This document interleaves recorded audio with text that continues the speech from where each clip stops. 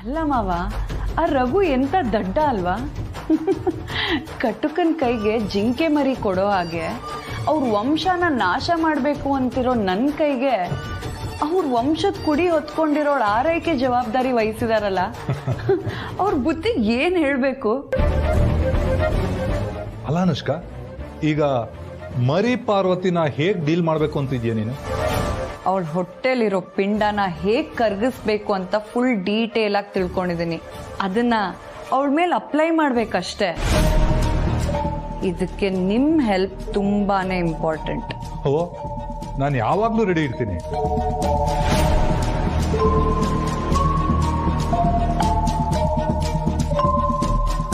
ನಾನು ನಿಮಗೆ ವಾಟ್ಸಪ್ ಮಾಡಿದ್ದೀನಿ ನೋಡಿ. ಅದರಲ್ಲಿ ಮೊದಲನೇ 3 ತಿಂಗಳು ಫುಡ್ ಹೇಗಿರಬೇಕು, ಏನೆಲ್ಲ ತಗೋಬೇಕು, ಏನೆಲ್ಲ ತಗೋಬಾರ್ದು ಅನ್ನೋ ಡೀಟೇಲ್ಸ್ ಇದೆ. ಸೊ ಈಗ ನೀವು ಏನು ಮಾಡಬೇಕು ಅಂದರೆ, ಬೆಳೀತಿರೋ ಮಗು ಸಾಯೋಕೆ ಯಾವ ಫುಡ್ಗೆ ಏನು ಮಿಕ್ಸ್ ಮಾಡಬೇಕು ಅಂತ ತಿಳ್ಕೊಂಡು ನನಗೆ ಹೇಳಬೇಕು. ಹೇಳೋದು ಮಾತ್ರ ಅಲ್ಲ, ಅದಕ್ಕೆ ಮೆಡಿಸಿನ್ ಕೂಡ ರೆಡಿ ಮಾಡಿಸ್ಕೊಡ್ಬೇಕು. ಅವಳ ಬಾಡಿ ಫುಲ್ ಡಿಹೈಡ್ರೇಷನ್ ಆಗಬೇಕು, ವಾಟರ್ ಕಂಟೆಂಟ್ ಕಮ್ಮಿ ಆಗಬೇಕು. ಆ ಪಾರ್ವತಿ ದೊಡ್ಡ ಆಯುರ್ವೇದ ಪಂಡಿತೆ, ಅವಳಿಗೆ ಅವಳೇ ಟ್ರೀಟ್ಮೆಂಟ್ ಮಾಡ್ಕೋತಾಳೆ. ಆದರೆ ನಾನು ಮಾಡೋ ಕೆಲಸ ಅವಳಿಗೆ ಅನುಮಾನನೇ ಬರಬಾರ್ದು. ಹಾಗೆ ಅವಳ ಬಾಡಿಲಿ ಅದರ ಎಫೆಕ್ಟ್ ಕೂಡ ಕಾಣಬಾರ್ದು. ಆ ಥರ ಪವರ್ಫುಲ್ ಆಗಿರೋ ಮೆಡಿಸಿನ್ ರೆಡಿ ಮಾಡಬೇಕು. ಟೈಮ್ ಎಷ್ಟಿದೆ? ನಾಳೆ ಬೆಳಿಗ್ಗೆವರೆಗೂ.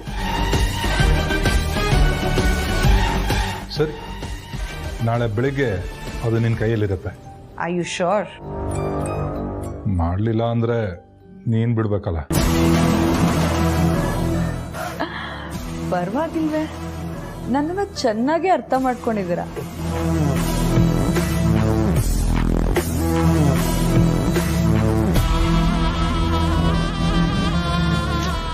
ನನ್ನ ಮಾಮ್ನ ನಾನು ಸಾಯಿಸೋದಕ್ಕೆ ಕಾರಣ ಆ ಪಾರ್ವತಿ ಮತ್ತೆ ಅವಳು ಖುಷಿ. ಹೋಳಿ ಹೋಳಿ ಹೋಳಿ ಹೋಳಿ, ಏಳೇಳು ಬಣ್ಣದ ಬೆಳ್ಳಿ ಹೋಳಿ. ರೀ ನಿಲ್ಲಿಸ್ರಿ. ಅಲ್ಲ, ಅವರು ಹೋಳಿ ಹಬ್ಬ ಇದೆ, ಹೊಸ ಬಟ್ಟೆ ಹಾಕೊಂಡ್ ಬನ್ನಿ ಅಂದ ತಕ್ಷಣ ಖುಷಿಯಲ್ಲಿ ಹಾಡಕ್ ಶುರು ಮಾಡಿದ್ರಲ್ಲ, ಈ ಸಡಗರ ಸಂಭ್ರಮ ನಾನು ಪ್ರೆಗ್ನೆಂಟ್ ಅಂತ ಅವ್ರಿಗೆ ಹೇಳೋದ್ರಲ್ಲಿ ಇರ್ಬೇಕು. ಮಾಡೋದು ಮಾಡ್ರಿ ಅಂತಂದ್ರೆ ಗೂಬೆ ಗೂಬೆ ತರ ಕುಣಿತಾ ಇದ್ದೀರಲ್ರಿ. ನಾವು ಈಗಲೂ ನಂಗೊಂದು ಡೌಟ್ ಹಾಗೆ ಉಳ್ಕೊಂಡ್ಬಿಟ್ಟಿದೆ. ನಾವು ಅವತ್ತು ಬರೀ ಡ್ಯಾನ್ಸ್ ಮಾತ್ರ ಮಾಡಿದ್ದು, ರೊಮ್ಯಾಂಟಿಕ್ ಆಗಿ ಡ್ಯಾನ್ಸ್ ಮಾಡಿದ್ರೆ ಯಾರಾದ್ರೂ ಬಸ್ರಿ ಆಗ್ತಾರೇನೆ? ಸುಮ್ನೆ ಕೆರಳಿಸ್ಬೇಡಿ. ಇದು ಒಂದಿನ ಡ್ಯಾನ್ಸ್ ರಿಸಲ್ಟ್ ಅಲ್ಲ ಕಣ್ರಿ. ನಾನು ಹೇಳೋದನ್ನ ಅರ್ಥ ಮಾಡ್ಕೊಡ್ರಿ. ಆಯ್ತಾಯ್ತು, ಟೈಮ್ ನೋಡ್ಕೊಂಡು ಇವತ್ತು ನಾಳೆ ಹೇಳ್ತೀನಿ ಬಿಡು. ನಾಳೆ ಇಲ್ಲ, ಇವತ್ತೇ ಹೇಳ್ಬೇಕು ರೀ. ನಾನ್ ಬಸ್ರಿ ಆಗಿದ್ದೀನಿ ಅಂತ ಗೊತ್ತಾದ್ರೆ ತಾನೇ ರೀ ಜನನಿ ಸಿಗ್ತಾ ಇರೋ ಸೌಲಭ್ಯಗಳೆಲ್ಲ ನನಗೂ ಸಿಗೋದು.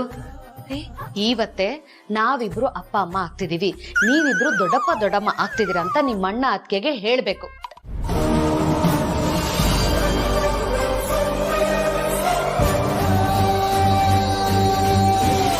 ಯಾರು ನೀವು? ನನ್ನ ಹೆಸರು ಅನ್ವಿತಾ ಅಂತ. ನಾನು ಜನನಿಯವ್ರನ್ನ ನೋಡ್ಕೊಳಕ್ ಬಂದಿರೋ ನರ್ಸು.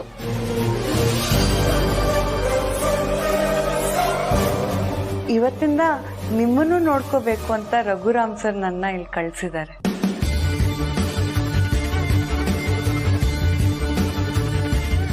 ನೀವು ಕೂಡ ಪ್ರೆಗ್ನೆಂಟ್ ತಾನೆ?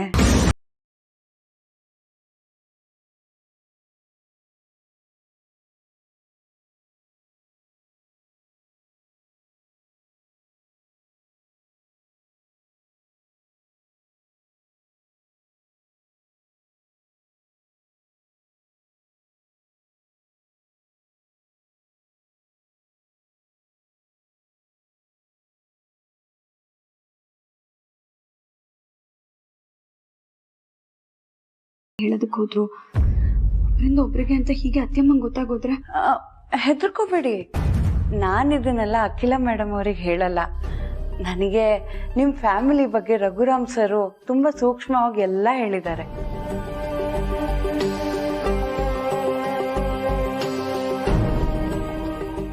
ರಘುರಾಮ್ ಸರ್ಗೆ ತಮ್ಮ ಹಿರಿ ಸೊಸೆ ಅಂದ್ರೆ ತುಂಬಾನೇ ಪ್ರೀತಿ.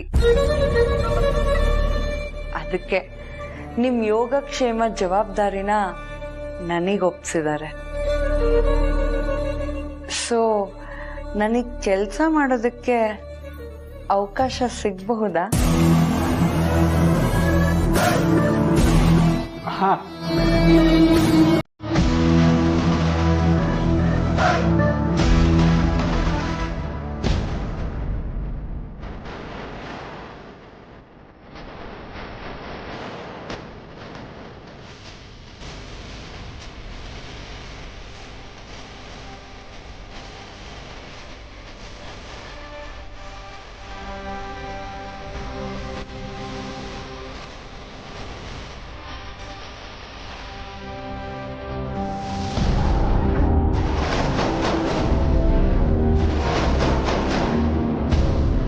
ಇದರಲ್ಲಿರೋ ಮಾತ್ರೆ ನಿಮಗೆ.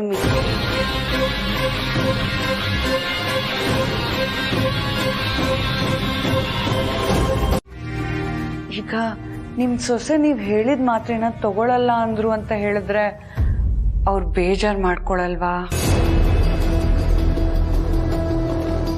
ಅವರಿಗೆ ಜನನಿ ಮೇಡಮ್ಗೆ ಸಿಗ್ತಾ ಇರೋ ಸುಖ ಸೌಲಭ್ಯ ಎಲ್ಲ ನಿಮಗ್ ಸಿಗ್ಬೇಕು ಅನ್ನೋ ಆಸೆ.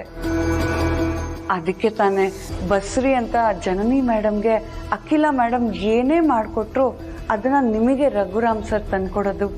ಈಗ ಜನನಿ ಅವ್ರು ತಗೊಳ್ತಿರೋ ಮಾತ್ರನ ನೀವ್ ತಗೊಳಲ್ಲ ಅಂದ್ರೆ ಅವ್ರಿಗೆ ಡಿಸಪಾಯಿಂಟ್ ಆಗತ್ತೇನೋ ಪಾಪ. ನಾನ್ ಕೊಡ್ತಿರೋ ಈ ಮಾತ್ರೆಗಳಿಂದ ಅವ್ರ ಭಾವನೆಗಳಿದೆ. ಆದ್ರೂ ನೀವು ಬೇಡ ಅಂತಿದ್ದೀರಾ ಅಂದ್ರೆ ಫೋರ್ಸ್ ಮಾಡೋಕ್ಕಾಗಲ್ಲ. ಇಟ್ಸ್ ಓಕೆ, ಹೀಗೆ ಹೇಳ್ತೀನಿ. ನಾನು ಬರ್ತೀನಿ. ಒಂದು ನಿಮಿಷ ನಮ್ಮ. ಹಾ ಹೇಳಿ ಸರ್. ಪಾರ್ವತಿ, ಅವ್ರ ಭಾವನೆಗಳಿಗೆ ಧಕ್ಕೆ ಆಗೋದು ಬೇಡ, ಮನ್ಸಿಗೆ ನೋವಾಗೋದು ಬೇಡ. ಮಾತುಗಳನ್ನ ತಗೊಳ್ಳಮ್ಮ. ಕೊಡಿ.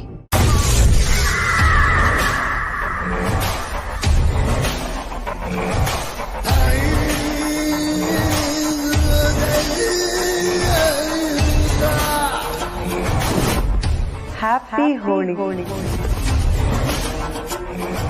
ಬರ್ತೀನಿ, ಬಾಯ್.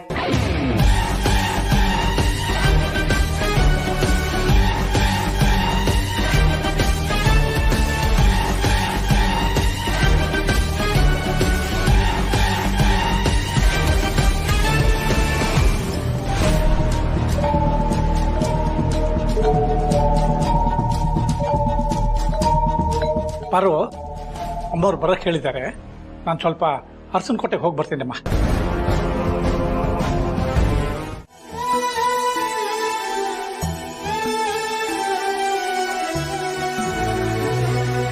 ಆಸ್ತಿಲಿ ಅವ್ರು ಯಾಕೆ ಭಾಗ ಕೇಳಿದ್ರು ಗೊತ್ತಿಲ್ಲ.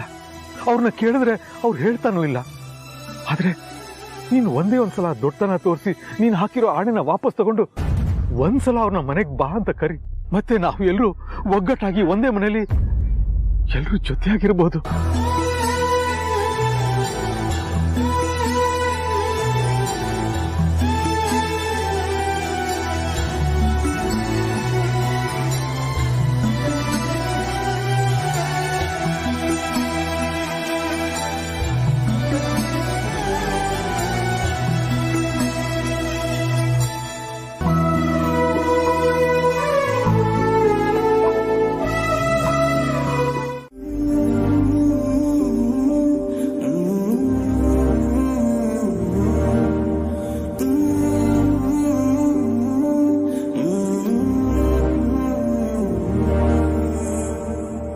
ಮನೇಲಿದ್ದಾಗ ದಿನ ಆಫೀಸ್ಗೆ ಹೋಗ್ಬೇಕಾದ್ರೆ ಅಮ್ಮನ ಕಾಲಿಗೆ ನಮಸ್ಕಾರ ಮಾಡಿ ಹೋಗ್ತಾ ಇದ್ದೆ. ಆದ್ರೀಗ ಹಬ್ಬಗಳಲ್ಲೂ ಅಮ್ಮನ ಆಶೀರ್ವಾದ ಸಿಗ್ತಾ ಇಲ್ಲ.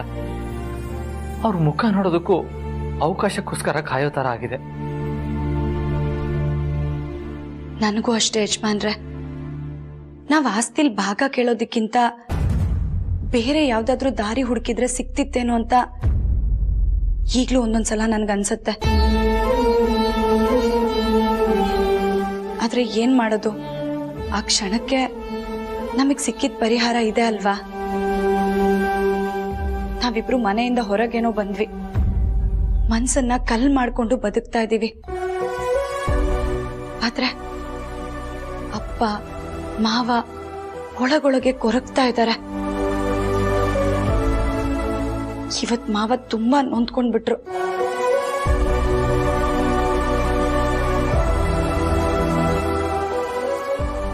ಸಂಬಂಧಿಕರು 1000 ಜನ ಇರ್ಬೋದು, ಆದ್ರೆ ಕುಟುಂಬ ಅನ್ನಿಸ್ಕೊಳ್ಳೋದು ನಾವು ಕೂಡಿ ಬಾಳ್ದಾಗ. ನನಗಂತೂ ನಾವ್ ಯಾವಾಗ ಅತ್ತೆಮ್ಮನ ಹತ್ರ ಕ್ಷಮೆ ಕೇಳಿ ಆ ಮನೆಗೆ ಹೋಗ್ತೀವೋ ಅಂತ ಅನ್ನಿಸ್ಬಿಟ್ಟಿದೆ. ನನಗೂ ಅಷ್ಟೇ ಪಾರು. ಪ್ರತಿದಿನ ಅಮ್ಮನ ಮುಖ ನೋಡೋ ಅದೃಷ್ಟ ಯಾವಾಗ ಸಿಗುತ್ತೋ ಅಂತ ಅನ್ಸ್ಬಿಟ್ಟಿದೆ.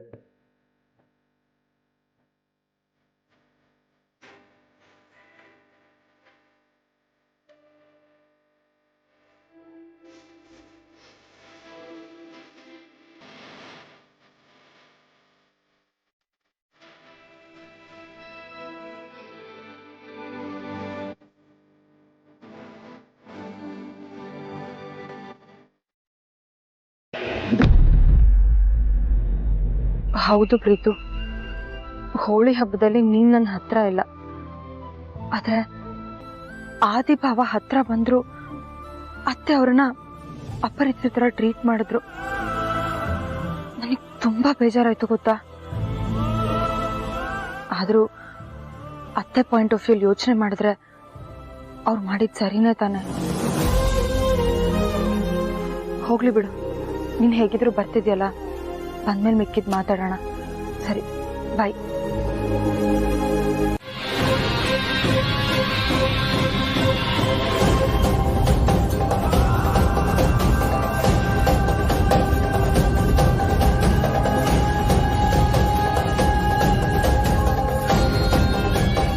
ರಘುರಾಮ್ ಸರ್ಗೆ ಏನಂತ ಹೇಳಿ? ಈ ಮಾತ್ರನ ನಿಮಗೆ ಕೊಡೋದಕ್ಕೆ ಹೇಳಿದ್ದೆ ಅವರು. ಅಯ್ಯೋ, ನನ್ ಮಾತ್ರ ತಗೊಳ್ಳೋದನ್ನೇ ಮರ್ತೋದ್ನಲ್ಲ.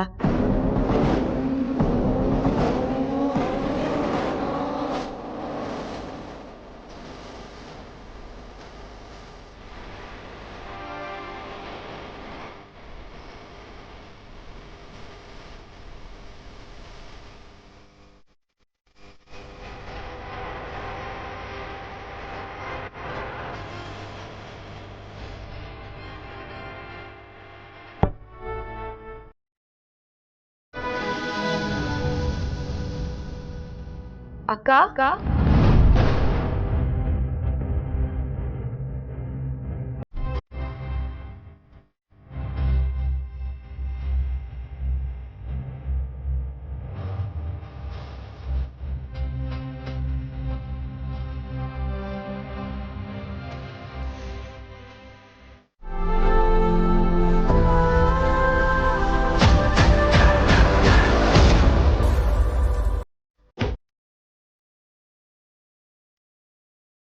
ಏನ್ ವಿಷಯ?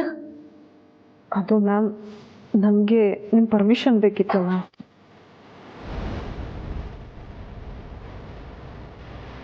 ಪರ್ಮಿಷನ್ ಯಾವುದಕ್ಕೆ?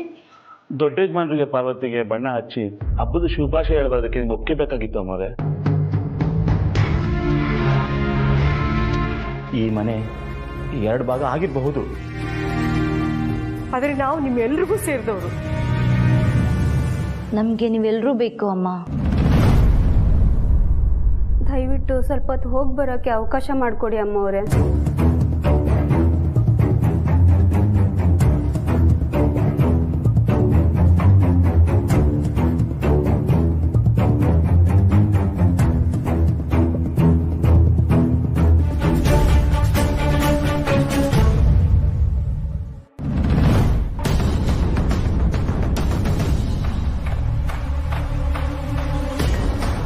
ಈ ವಿಷಯನ ಗಣಿ ನನ್ನ ಹತ್ರ ಹೇಳಿಲ್ಲ. ನಾನು ಒಬ್ಳು ಬಸರೆ ಹೆಂಗಸು ಅಕ್ಕ. ಇನ್ನೊಬ್ಬ ಬಸ್ರಿ ಹೆಂಗಸಿನ ಮುಖದಲ್ಲಾಗೋ ಬದಲಾವಣೆ, ಆ ಸಂಭ್ರಮ, ನೆಮ್ಮದಿನ ನೋಡಿನೂ ಇದನ್ನೆಲ್ಲ ಅರ್ಥ ಮಾಡ್ಕೊಳ್ದೇ ಇರೋಷ್ಟು ತಟ್ಟಿ ನಾನಲ್ಲ. ಆಸ್ತಿಲ್ ಪಾಲ್ ಕೇಳಿದ್ದಕ್ಕೆ ನೀವು ಉಸ್ಲು ತುಳಿಬಾರ್ದು ಅಂತ ಅತ್ತೆ ನಿಮಗೆ ಕಂಡೀಷನ್ ಹಾಕಿ ಮನೆಯಿಂದ ಹೊರಗಡೆ ಹಾಕಿದ್ರು ನೀವು ನೆಮ್ಮದಿಯಾಗಿರೋದನ್ನ ನೋಡಿ ನಾನು ಸರ್ಪ್ರೈಸ್ ಆಗಿದ್ದೆ. ನಿಮ್ಮ ತಂದೆ ನಿಮ್ಮನ್ನ ಒಪ್ಕೊಂಡು ಈ ಮನೇಲಿ ಆಶ್ರಯ ಕೊಟ್ಟಿರೋ ನೆಮ್ಮದಿ ಅದು ಅಂತ ಅನ್ಕೊಂಡಿದ್ದೆ. ಅತ್ತೆ ನನಗೋಸ್ಕರ ಮಾಡಿದ ತಿಂಡಿಗಳನ್ನೆಲ್ಲ ಮಾವ ನಿಮಗೋಸ್ಕರ ತಂದಾಗ ಅದು ನಿಮ್ಮೇಲೆ ಪ್ರೀತಿಗೆ ಅಂತ ಅನ್ಕೊಂಡು ಅದಕ್ಕೆ ವಿಶೇಷವಾದ ಅರ್ಥನ ಕೊಡೋದಿಕ್ಕೆ ಹೋಗ್ಲಿಲ್ಲ. ಬಟ್ ಮಾವ ಆ ನರ್ಸ್ ಹತ್ರ ಮಾತಾಡೋದನ್ನ ಕೇಳಿಸ್ಕೊಂಡ್ಮೇಲೆ ನನಗೆ ಕನ್ಫರ್ಮ್ ಆಯ್ತು.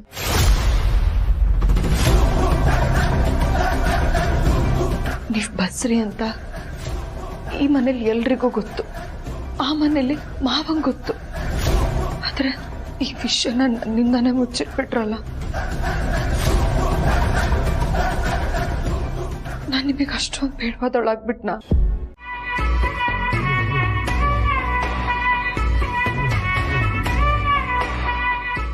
ಪಾರ್ವತಿ, ಹೋದ ವರ್ಷ ನಿನ್ನ ಮನ್ಸಿಗೆ ತುಂಬ ನೋವು ಮಾಡಿಬಿಟ್ಟೆ ಕಡೆ. ಯಾವತ್ತೂ ನಿನಗೆ ನೋವಾಗೋ ಥರ ನಾನು ನಡ್ಕೊಳ್ಳೋದಿಲ್ಲ.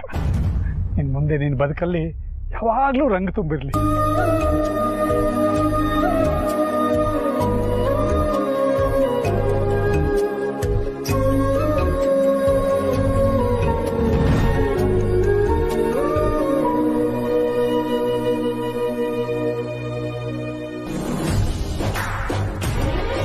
ಎಲ್ರು ಯಾವ ಗೋಳಿ ಆಚರಣೆ ಚೆನ್ನಪ್ಪ, ಸಾವಧಾನ. ಅರಸನಕೋಟೆ ಸೊಸೆಂದ್ರು ಪ್ರತಿ ವರ್ಷದ ತರ ಕುಣಿದಾಡ್ಕೊಂಡು ಹೋಳಿ ಆಚರಿಸಕ್ಕಾಗಲ್ಲ. ನೀನು ಎಂಜಾಯ್ ಮಾಡಿ.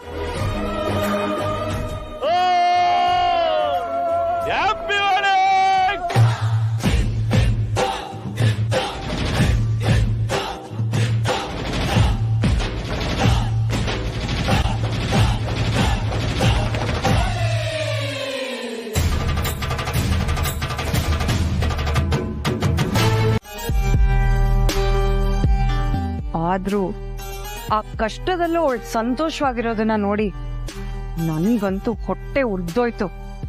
ಎಲ್ರ ಜೊತೆ ಇವಳು ಸೇರ್ಕೊಂಡು ಹೋಳಿ ಆಡ್ತಿದ್ದದನ್ನ ನೋಡಿ ನಮ್ಗೆ ಹೊಟ್ಟೆ ಒಳಗೆ ಆಸಿಡ್ ಸುರಿದಂಗ ಆಗೋಯ್ತು. ಹೋಳಿ ಆಡ್ತಾ ಇಲ್ಲ, ಇಷ್ಟೊತ್ತಿಗಾಗ್ಲೇ ನಾನು ಕೊಟ್ಟಿರೋ ಮಾತ್ರೆ ಕೆಲಸ ಮಾಡೋದಕ್ಕೆ ಶುರು ಮಾಡಿರ್ಬೇಕಿತ್ತಲ್ಲ. ಅವಳಿನ್ನೂ ಆ ಮಾತ್ರೆ ತಗೊಂಡಿಲ್ಲ ಅನ್ಸುತ್ತೆ. ಬಟ್ ತಗೊಳ್ಳೇಬೇಕು. ಯಾಕೆ ಅಂದ್ರೆ ಆ ಮಾತ್ರೆಗೆ ಅವಳ ಮಾವನ್ ಸೆಂಟಿಮೆಂಟ್ನು ಸೇರಿಸಿ ಕೊಟ್ಟಿದ್ದೀನಿ.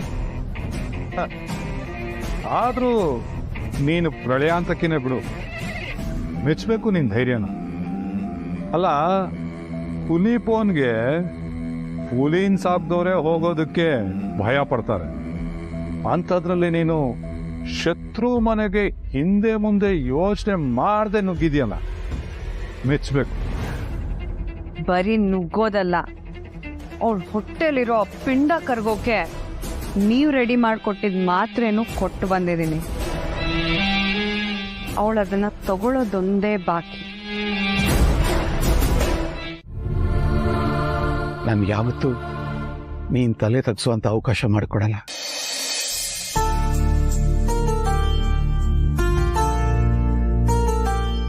ನಿನ್ ಮನಸ್ಸಿಗೆ ನೋವು ಕೊಡೋ ವಿಷಯದಲ್ಲಿ ನಾನು ಯಾವತ್ತೂ ಒತ್ತಡ ಹಾಕಿಲ್ಲ.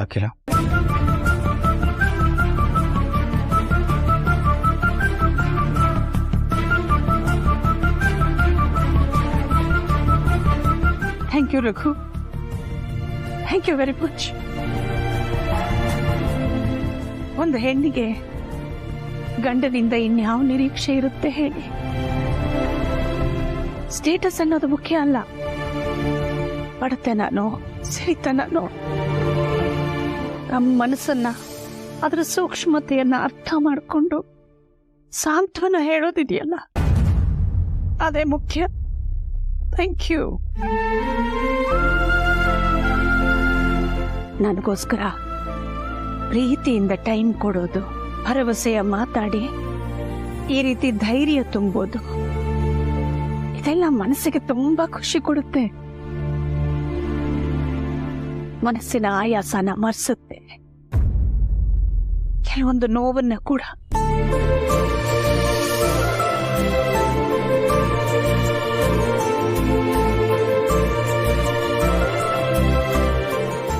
ರಘು, ನಾವಿಬ್ರೇ ವಾಕಿಂಗ್ ಹೋಗಿ ತುಂಬಾ ದಿನ ಆಯ್ತು, ಹೋಗ್ಬರೋಣ?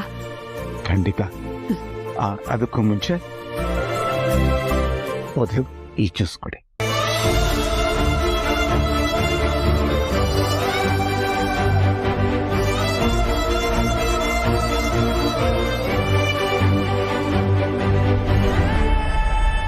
ಮತ್ತೆ ನಿನ್ ಮೆಡಿಕಲ್ ರಿಪೋರ್ಟ್ ನೋಡ್ದೇನೆ ಮಾತ್ರೆ ಕೊಟ್ರಾ? ಹೌದು, ಬಹುಶಃ ಜನನಿಗೂ ಇದೇ ಮಾತ್ರೆ ಕೊಡ್ತಿದ್ದಾರೆ ಅಂತ ಅನ್ಸುತ್ತೆ. ನನಗೂ ಹಾಗೆ ಅನ್ಸುತ್ತೆ. ಜನನಿಗೆ ನಮ್ಮ ಫ್ಯಾಮಿಲಿ ಡಾಕ್ಟರ್ ಚೆಕಪ್ ಮಾಡಿ ಬರ್ದು ಕೊಟ್ಟಿರೋದನ್ನ ನಾನು ಸೌಳಿಗೆ ಕೊಡ್ತಾ ಇದ್ದಾರೆ.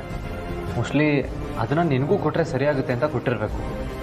ಬಟ್ ಈ ಮಾತ್ರ ನೀನು ತಗೊಳ್ಳೋದು ಬೇಡ ಪಾರು.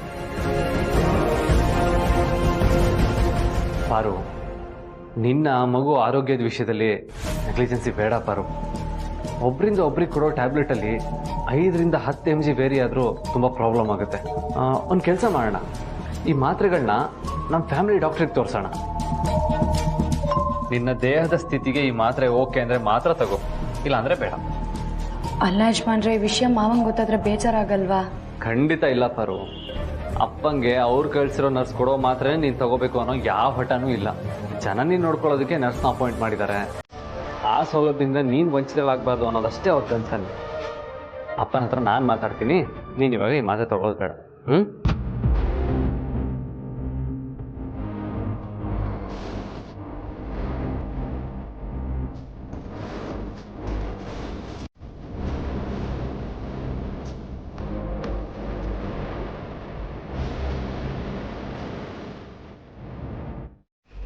ಏನನ್ನೋದು? ಏನೋ ಮಾತಾಡಬೇಕು ಅಂತ ಕರ್ಕೊಂಡು ಬಂದೆ. ಅಪ್ಪರೇ, ದಿವಸ ಅಮ್ಮ ಮಗ ಮುಖಾಮುಖಿ ಆಗೋದಕ್ಕೆ ನನಗೊಂದು ಐಡಿಯಾ ಬಂದಿದೆ, ಅದಕ್ಕೆ ನಿಮ್ಮ ಹತ್ರ ಹೇಳೋಣ ಅಂತ. ಹೌದಾ? ಏನದು?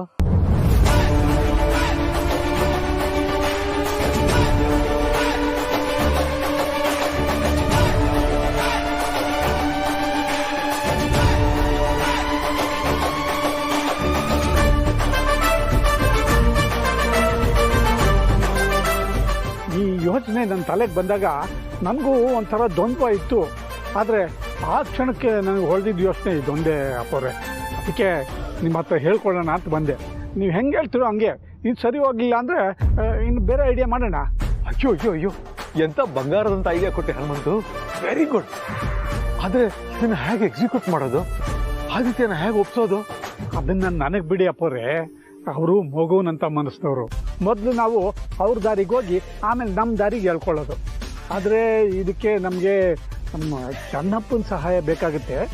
ನೀವು ಹೂ ಅಂದರೆ ಅವನು ನಮ್ಮ ಜೊತೆ ಸೇರಿಸ್ಕೋಬೋದು. ಧಾರಾಳವಾಗಿ ಸೇರಿಸ್ಕೋ. ಅವನು ನಮ್ಮನೆ ಅಂತಾನೆ. ಆದಿತ್ಯನ ಒಪ್ಸೋ ಜವಾಬ್ದಾರಿ ನಿಂದು, ಅಖಿಲನ ಒಪ್ಸೋ ಜವಾಬ್ದಾರಿ ನಂದು. ಈ ಕ್ಷಣದಿಂದ ಆಪರೇಷನ್ ಅಮ್ಮ ಮಗ ಸ್ಟಾರ್ಟ್. ಕೊಡು.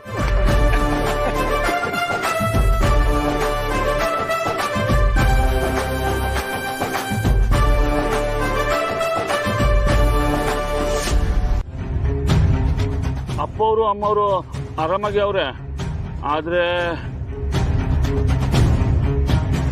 ಏನಾದ್ರೆ ಏನಾಯ್ತು ಜನಪ್ಪ? ನಮ್ಮ ಹನುಮಂತನಿಗೆ ಒಸಿ ಪ್ರಾಬ್ಲಮ್ ಆಗ್ಬಿಟ್ಟೈತೆ.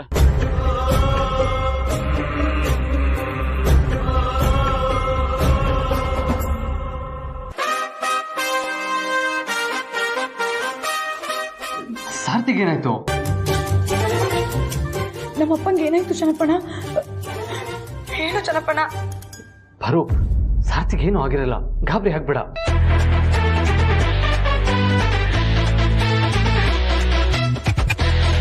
ಅಯ್ಯೋ ಪಾರ್ವತಿ, ನಿಮ್ಮ ಅಪ್ಪಂಗೆ ಅಂತ ಏನಾಗಿಲ್ಲ ಕಣಮ್ಮ. ಸ್ವಲ್ಪ ಕಾಲು ಬಿಟ್ಬಿಟ್ಟಿದೆ ಅಷ್ಟೇ. ಏನು ಕಾಲಿಗೆ ಏಟಾಗಿದ್ಯಾ? ಏನಪ್ಪ, ಎಲ್ಲಿ, ಏನು, ಹೇಗಾಯ್ತು? ಅಲ್ಲ, ಇವಾಗ ನೀವು ಎಲ್ಲಿದ್ದೀರಾ? ನೀವೆಲ್ಲಿದ್ದೀರಾ ಅಂತ ಹೇಳಿ ನಾವು ಅಲ್ಲಿಗೆ ಬರ್ತೀವಿ. ಪಾರ್ವತಿ, ಅಂಥದ್ದೇನಾಗಿಲ್ಲ ಕಣಮ್ಮ. ನೀನ್ ಧೈರ್ಯವಾಗಿರೋ, ಆಸ್ಪತ್ರೆಗೆ ನಾನೇ ಕರ್ಕೊಂಡೋಗಿರೋದು, ಮನೆಗೂ ನಾನೇ ಕರ್ಕೊಂಡ್ ಬರ್ತೀನಿ. ಹಲೋ ಚೆನ್ನಪ್ಪ, ಏನ್ ಯಜಮಾನ್ರೆ, ಯಾವ ಆಸ್ಪತ್ರೆ ಅಂತ ಹೇಳಲೇ ಇಲ್ವಲ್ಲ? ಗಾಬರಿ ಆಗ್ಬೇಡ ಪಾರು, ಸಾರ್ಥಿಗೇನೂ ಆಗಿರಲ್ಲ.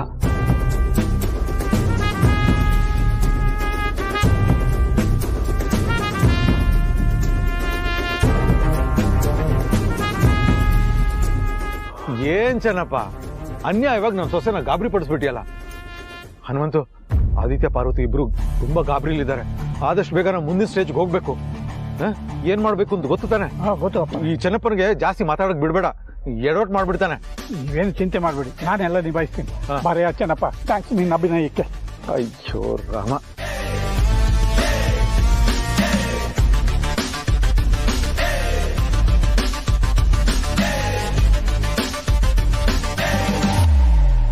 ನಿಜ ಹೇಳ್ತಿದ್ದೀರಾ ರಘು? ನನ್ನಿಂದ ನನ್ನ ಸೊಸೆ ವಿಷಯ ಏನನ್ನು ಮುಚ್ಚಿಡ್ತಾ ಇಲ್ಲ ತಾನೆ?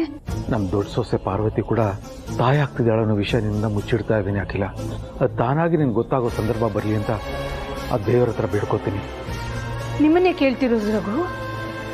ಜನನಿ ಬಗ್ಗೆ ನನಗೆ ಗೊತ್ತಿಲ್ದಿರೋ ಯಾವ್ದಾದ್ರೂ ವಿಷಯ ನಿಮಗೆ ಗೊತ್ತಾ? ಚಚೆ, ಆ ಥರ ಏನೂ ಇಲ್ಲ, ಪ್ರಾಮಿಸ್. ನೀನು ಹೆದರ್ಕೋಬೇಡ. ಮತ್ತೆ ಎಲ್ಲ ಬಿಟ್ಟು ಇಷ್ಟೊತ್ತಿನಲ್ಲಿ ಯಾಕೆ ದೇವ್ರ ಮನೆ ಮುಂದೆ ನಿಂತು ಬೇಡ್ಕೋತಿದ್ದೀರಾ? ಓ ಯಾಕೋ ನಿದ್ದೆ ಬರಲಿಲ್ಲ, ಅದಕ್ಕೆ ನೀರು ಕುಡ್ಕೊಂಡು ಹೋಗೋಣ ಅಂತ ಬಂದೆ. ದೇವ್ರ ಮನೆ ಹತ್ರ ಇದ್ನಲ್ಲ, ನಮ್ಮ ಸೊಸೆ ಜ್ಞಾಪಕಕ್ಕೆ ಬಂದ್ಲು. ಅವಳು ಬಸರಿ, ಅವಳ ಹೆರಿಗೆ ಸುಸೂತ್ರವಾಗಲಿ ಅಂತ ದೇವ್ರ ಹತ್ರ ಬೇಡ್ಕೊತಿದ್ದೆ ಅಷ್ಟೇ. ಯಾಕಾಕಿಲ್ಲ? ಇತ್ತೀಚೆಗೆ ನೀನು ತುಂಬಾ ಭಯ ಪಡ್ತಿದ್ದೀಯಲ್ಲ? ವರ್ಷಗಳಿಂದ ನಮ್ದು ಅಂತ ನಂಬಿಕೆಯಿಂದ ಕೈ ಹಿಡ್ದಿದ್ದು ಯಾವುದೋ ಒಂದು ಕ್ಷಣ ನಂಬಿಕೆ ಕಳ್ಕೊಂಡು ಕೈ ಬಿಟ್ಟು ಹೋಗಿರುತ್ತೆ. ಅದಕ್ಕೆ ಇರೋದನ್ನಾದ್ರೂ ಉಳಿಸ್ಕೊಳ್ಬೇಕು ಅನ್ನೋ ಆಸೆಗೆ ಈ ಭಯ. ಯಾವುದು ನಮ್ಮ ಕೈ ಬಿಟ್ಟು ಹೋಗಿರಲ್ಲ ಹಾಕಿಲ್ಲ, ಕಣ್ಣು ಮುಂದೆನೇ ಇರುತ್ತೆ. ಆದ್ರೆ ಕೆಲವೊಂದ್ಸಲ ಕೈ ಖಾಲಿ ಆಗಿದೆ ಅಂತ ಅನ್ಕೊಂಡು ನಂಬಿಕೆ ಕಳ್ಕೊಂಡ್ಬಿಡ್ತೀವಿ.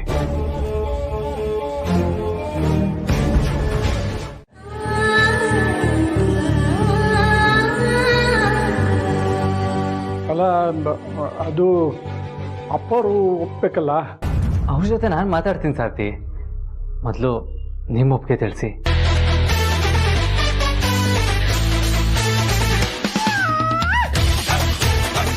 ಸಾರ್ಥಿ, ಒಂದು ವಿಷಯ ಅಂತ ನಾನು ಕ್ಲಿಯರ್ ಮಾಡ್ತೀನಿ. ಆ ಮನೆಗೆ ಡ್ರೈವರಾಗಿ ಹೋಗೋದಕ್ಕೆ ನನಗೆ ಯಾವ ಮುಜುಗರನೂ ಇಲ್ಲ. ಯಾಕೆ ಅಂದರೆ ನಾಳೆ ಬೆಳಿಗ್ಗೆ ಅರಸನಕೋಟೆ ಕಾರ್ ಹತ್ತೋದು ನಾನು ಆ ಮನೆ ಮಗನಾಗಲ್ಲ.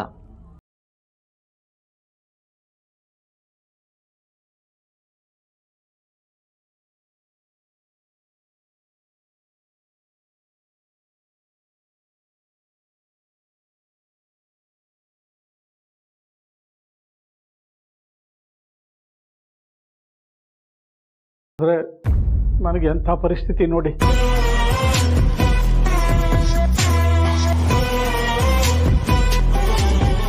ಅಪ್ಪ, ನೀನು ಈ ವಿಷಯದಲ್ಲಿ ನೊಂದ್ಕೋಬೇಡ. ನೀನು ಯಜಮಾನ್ರನ್ನ ಮಗನ್ ಥರ ನೋಡ್ತಿದ್ಯಾ. ಅವರು ಮಗನ ಕರ್ತವ್ಯ ಮಾಡ್ತೀನಿ ಅಂತ ಹೇಳ್ತಾ ಇದ್ದಾರೆ.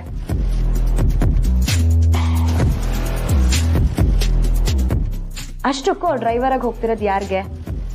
ಅವ್ರ ಹೆತ್ತ ತಾಯಿಗೆ ಅಲ್ವಾ? ಒಪ್ಪಿಗೆ ಕೊಡಪ್ಪ. ಹಂಗಂತೇನಮ್ಮ? ಹೂಪ. ಸಾರ್ಥಿ, ಯೋಚನೆ ಮಾಡೋದಕ್ಕೆ ಏನಿಲ್ಲ. ನಾಳೆಯಿಂದ ನಿಮ್ಮ ಕೈ ಹುಷಾರಾಗೋವರೆಗೂ ನಾನೇ ಡ್ರೈವರ್ ಅಷ್ಟೇ. ಅಪ್ಪ, ಯೋಚನೆ ಮಾಡಬೇಡ. ನಾನು ಯಜಮಾನ್ರು ಸೇರಿನೇ ಈ ನಿರ್ಧಾರ ಮಾಡಿದ್ದು. ನೀನು ಒಪ್ಪಿಗೆ ಕೊಟ್ಟರೆ ಸಾಕು. ಸರಿನಮ್ಮ, ಆ ದೈವಕ್ಕೆ ಏನಿದೆಯೋ ಹಾಗೆ ಆಗಲಿ ಬಿಡು.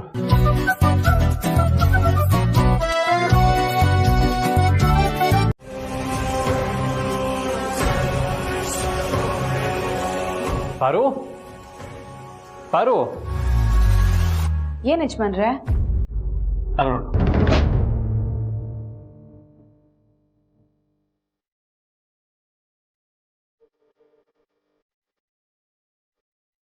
ಇದೇನಿದು ಯಜಮಾನ್ರೆ? ಪೆಟ್ಟಾಗಿರೋ ಕೈನ ಅಪ್ಪ ಈ ರೀತಿ ಇಟ್ಕೊಂಡು ಮಲ್ಕೊಂಡಿದಾರಲ್ಲ. ಅದನ್ನ ತೋರ್ಸಕ್ಕೆ ನಾನು ಇನ್ನೂ ಕರೆದಿದ್ದು. ನೋಡು, ನಿನ್ನೆ ರಾತ್ರಿ ಇನ್ನೂ ಪೆಟ್ ಮಾಡ್ಕೊಂಡಿದ್ದಾರೆ. ಆಗ್ಲೇ ನಿದ್ದೆ ಮಂಪ್ರಲ್ಲಿ ಪೆಟ್ಟಾಗಿರೋ ಕೈ ಮೇಲೆ ಮಲ್ಕೊಂಡಿರೋದು. ಬರೋ, ನಾನು ಇವಾಗ ಆಚೆ ಹೋಗ್ತಾ ಇದೀನಿ, ನೀನು ಸ್ವಲ್ಪ ಹುಷಾರಾಗಿ ನೋಡ್ಕೊ.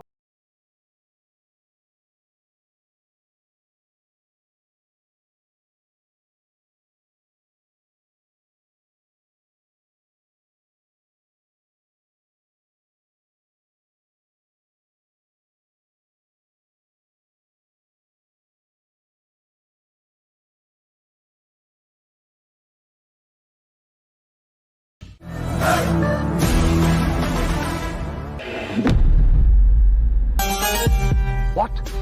ನೀನು ಪಾರ್ವತಿಗೆ ಕೊಡಕ್ ಹೋಗಿದ್ದ ಮಾತ್ರೆನ ಆದಿ ತಗೊಳಕ್ ಬಿಡದೆ ಡಾಕ್ಟರ್ ಹತ್ರ ತಗೊಂಡೋಗ್ತಾ ಇದ್ದಾನ ತೋರ್ಸೋದಕ್ಕೆ. ಅನುಷ್ಕಾ, ನೀನ್ ಈಗಿಂದೀಗ್ಲೇ ಅಲ್ಲಿಂದ ಹೊರಡು, ನಿನ್ ಜೀವಕ್ಕೆ ಅಪಾಯ. ಏಯ್, ಇದನ್ನ ಹೇಳಿ ಅಂತ ನಾನು ನಿಂಗೆ ಫೋನ್ ಮಾಡಿದ್ದು. ಅಮ್ಮನ್ ಬದಲು ನಿನ್ನೆ ಮೊದಲು ಮುಗಿಸ್ಬೇಕಿತ್ತು.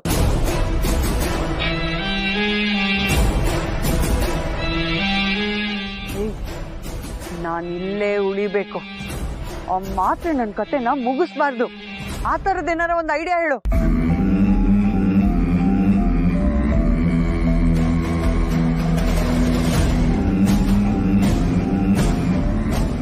ಹಾ, ಹೀಗ್ ಮಾಡು.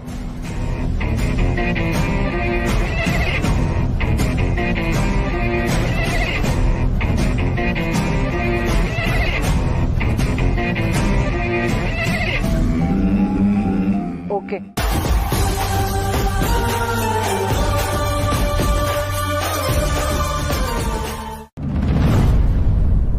ಸಾರಥಿ ಹುಷಾರಾಗೋವರೆಗೂ ನಾನೇ ಅಮ್ಮಂಗೆ ಡ್ರೈವರಾಗಿ ಬರ್ತೀನಿ ಅಂತ ಅಪ್ಪಂಗೆ ಹೇಗೆ ಹೇಳೋದು?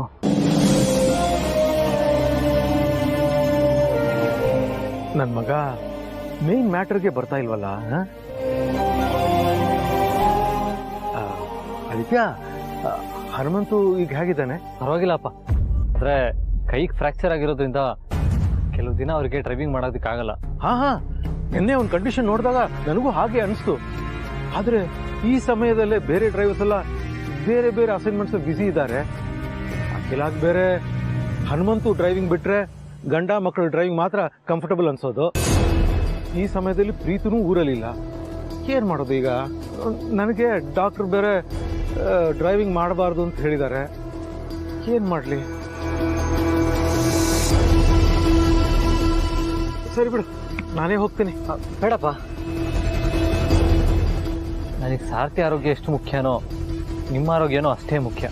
ಅವ್ರಿಗೆ ಕೈ ವಾಸಿ ಆಗೋವರೆಗೂ ನಾನೇ ಡ್ರೈವರಾಗಿ ಬರೋಣ ಅಂತ ಅನ್ಕೊಂಡಿದ್ದೀನಿ. ಅಯ್ಯೋ, ನೀನ್ ಡ್ರೈವರಾಗಿ ಬರೋದಾ?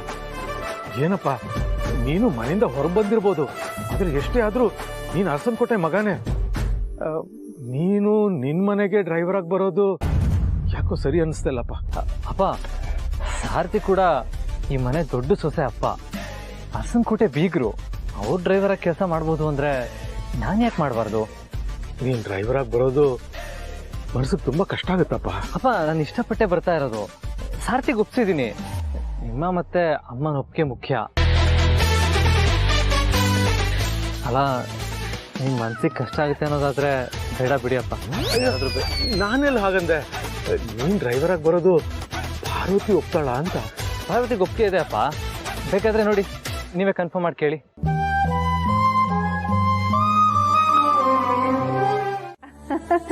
ಹಾರ್ಟಿ ಕಂಗ್ರ್ಯಾಚುಲೇಷನ್ಸ್ ಮಗನೇ. ತುಂಬಾ ಖುಷಿ ಆಯ್ತಪ್ಪ. ನೀನ್ ಯಾವಾಗ ಬರ್ತೀಯೋ ಅಂತ ಎಲ್ಲರೂ ನಿನ್ ದಾರಿನೇ ಕಾಯ್ತಾ ಇದ್ದೀವಿ. ನಾವು ಮಾತ್ರ ಅಲ್ಲ, ನಿನ್ನ ಹೆಂಡತಿ ಜನನಿ, ಅವ್ರ ಹೊಟ್ಟೆಲಿರೋ ನಿನ್ನ ಮಗು, ಎಲ್ಲರೂ ಕಾಯ್ತಾ ಇದ್ದೀವಿ. ಬೇಗ ಬಂದ್ಬಿಡು ಮಗನೇ. ಒಂದ್ ನಿಮಿಷ ಜನನಿಗೆ ಕೊಡ್ತೀನಿ. ಪ್ರೀತು,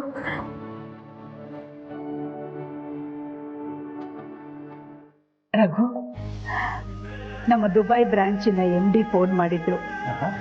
ಪ್ರೀತು ಪ್ರಾಜೆಕ್ಟ್ ಪ್ರೆಸೆಂಟೇಷನ್ ಅನ್ನ ಎಕ್ಸಲೆಂಟ್ ಆಗಿ ಕೊಟ್ಟನಂತೆ. ಅಲ್ಲಿದ್ದು ಎಲ್ಲರೂ ಕಾನ್ಕ್ಲೇವ್ನಲ್ಲಿ ಪಾರ್ಟಿಸಿಪೇಟ್ ಮಾಡಿದ ಪ್ರತಿಯೊಬ್ಬರು ಕೂಡ ಅರಸನಕೋಟೆಯ ಘನತೆ, ನಮ್ಮ ಕಂಪನಿಯ ರೆಪ್ಯುಟೇಷನ್ ಬಗ್ಗೆ ಹಾಡಿ ಹೊಗಳಿದಂತೆ. ಇದಕ್ಕಿಂತ ಇನ್ನೇನು ಬೇಕು ಒಬ್ಬ ತಾಯಿಯಾಗಿ ಖುಷಿ ಪಡೋದಕ್ಕೆ? ಹಾಗಾದ್ರೆ ಇವತ್ತು ನನಗೆ ಡಬಲ್ ಖುಷಿ. ನೀವು ಹೇಳ್ದಾಗೆ ಆದಿತ್ಯ ಕೈಯಿಂದ ಮಾತ್ರೆ ಬಾಟಲ್ನ ಕೆಳಗೆ ಬೀಳಿಸ್ದೆ. ಮಾತ್ರೆಗಳೆಲ್ಲ ಮಣ್ಪಾಲಾಗೋಯ್ತು. ಆದಿತ್ಯ ಬರಿಗೈಲಿ ಮನೆ ಕಡೆ ಹೋದ.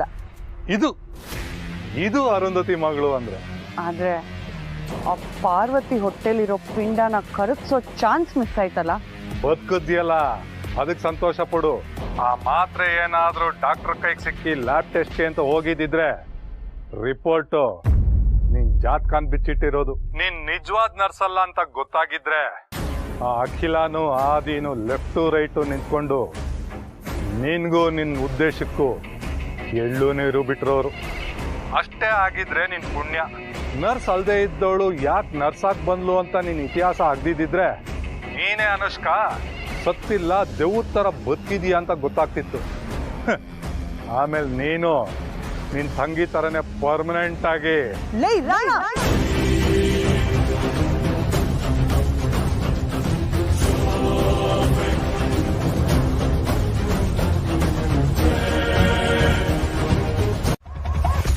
ಕೆಲವು ಸಲ ಜಗಳ ಮನಸ್ತಾಪಗಳು ರೂಮ್ಮೇಟ್ಸ್ ಮಧ್ಯೆ ಕಾಮನ್ ಅಲ್ವಾ ಮೇಡಮ್? ಅವಳು ಈ ಕಡೆನೂ ವಾಳ್ತಾಳೆ, ಆ ಕಡೆನೂ ವಾಳ್ತಾಳೆ. ಅದಕ್ಕೆ ಲೇ ರಾಣಿ ನೀನ್ ಯಾವ ಪಾರ್ಟಿ ಅಂತ ಕೇಳ್ತಿದ್ದೆ ಮೇಡಮ್ ಅಷ್ಟೇ. ಸ್ವಲ್ಪ ನಿಮ್ಮ ಫೋನ್ ನೋಡ್ಬೋದಾ?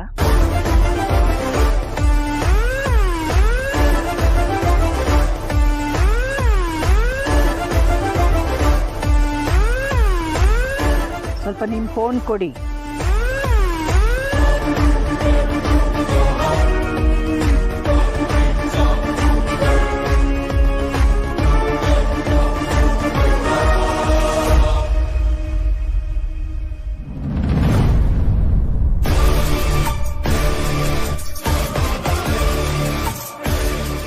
ಲೇ ಅಖಿಲ, ಈ ಮನೆಗೆ ನಿಮ್ಮ ಲೈಫ್ಗೆ ನಂದು ರೀ ಎಂಟ್ರಿ ಕಣೆ.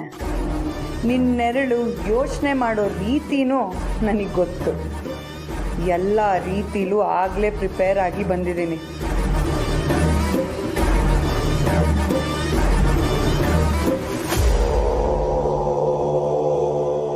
ಸರಿ ಮೇಡಮ್, ಬರ್ತೀನಿ.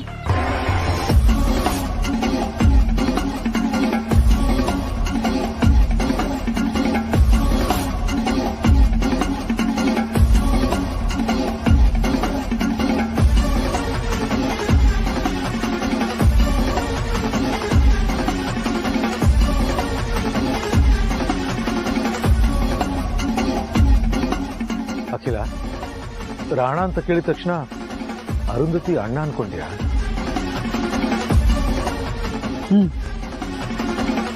ಅರುಂಧತಿ ಸತ್ತೋಗಿದ್ದಾಳೆ. ರಾಣ ಇನ್ನೂ ಬದುಕಿದ್ದಾನೆ. ಅವನು ಬದುಕಿದ್ದಾನೆ ಅನ್ನೋ ಒಂದು ವಿಷಯನೇ ಇವತ್ತು ನಮ್ಮ ಮನೆಗೆ ಕೇರ್ ಟೇಕರ್ ಆಗಿ ಬಂದಿರೋಳನ್ನ ಕೂಡ ಅನುಮಾನದ ದೃಷ್ಟಿಯಿಂದ ನೋಡೋ ಪರಿಸ್ಥಿತಿ ನಮಗೆ ಬಂದ್ಬಿಟ್ಟಿದೆ. ಈ ಆತಂಕಕ್ಕೆ ಅರ್ಥ ಇಲ್ಲ ಅನ್ಕೋತೀನಿ ಅಖಿಲ. ಅರುಂಧತಿನೇ ಸತ್ತೋಗಿದ್ದಾಳೆ, ಇನ್ನು ಅವಳ ಅಣ್ಣ ನಮ್ಮ ಹಿಂದೆ ಯಾಕೆ ಬೀಳ್ತಾನೆ? ಅವನಿಗೂ ಹೆಂಡತಿ ಮಕ್ಕಳು ಸಂಸಾರ ಅಂತ ಇರುತ್ತಲ್ಲ. ತಂಗಿಗೆ ಸಪೋರ್ಟ್ ಅಂತ ಇಷ್ಟು ದಿನ ಸಾಥ್ ಕೊಟ್ಟ. ಈಗ ಅವಳೇ ಸತ್ತ ಮೇಲೆ ಅವನು ಊರು ಬಿಟ್ಟು ಹೋಗಿರ್ತಾನೆ. ಅದು ಹೇಗೆ ನಂಬೋದು? ರಾಣ ಇದೇ ಊರಲ್ಲಿ ಇದ್ದಿದ್ರೆ ನಮ್ಮನೇಲಿ ಬೇರೆ ಏನಾದರೂ ಹೊಸ ಬೆಳವಣಿಗೆ ಆಗ್ಬೇಕಾಗಿತ್ತಲ್ಲ.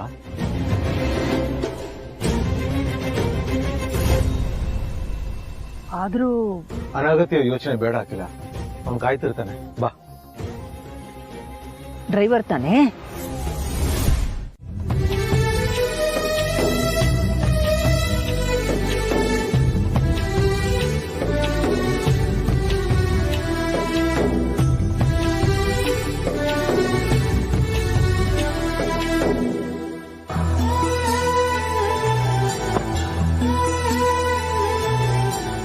ಹೊಡೆದನ?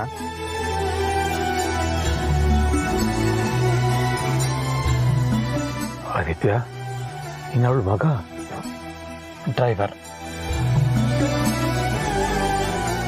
ನಾನಿವತ್ತು ಮೇಡಮ್ ಕಾರಿಗೆ ಡ್ರೈವರ್ ಆಗಿ ಬಂದಿರೋದು ಸರ್.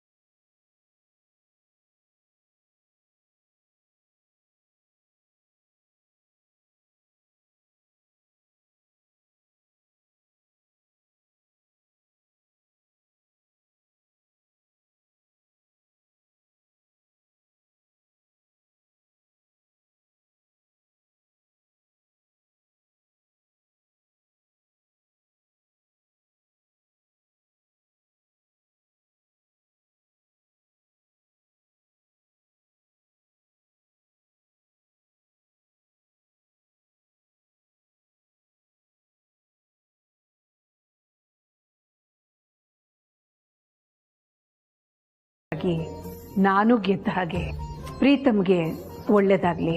ಅವನ ಹೆಂಡತಿ ಜನನಿಯ ಹೊಟ್ಟೆಯಲ್ಲಿರೋ ಮಗುವಿಗೆ ಆರೋಗ್ಯ ಆಯುಷ್ಯ ಎಲ್ಲ ಸಿಗ್ಲಿ, ಕ್ಷೇಮವಾಗಿರ್ಲಿ, ಸುರಕ್ಷಿತವಾಗಿರ್ಲಿ ಅಂತ ಪೂಜೆ ಮಾಡಿ. ನೀವು ಹಿರಿಮಗ ಅಲ್ವಾ? ನೀವೇನು ಈ ಡ್ರೆಸ್ಸಲ್ಲಿ?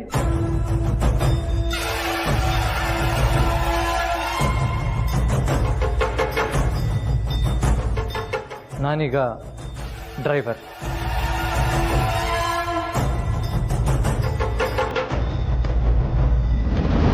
ಓಂ ಧ್ರುವಂತೆ ರಾಜ ವರುಣೋ.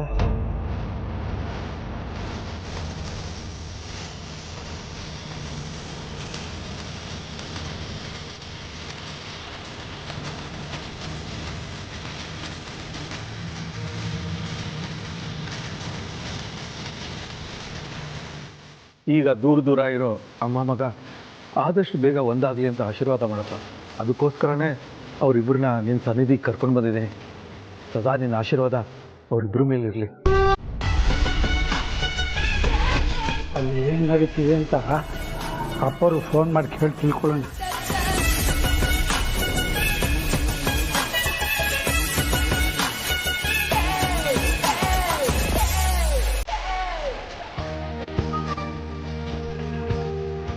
ನೀನು ನಡಿ, ನಾನು ಬರ್ತೀನಿ.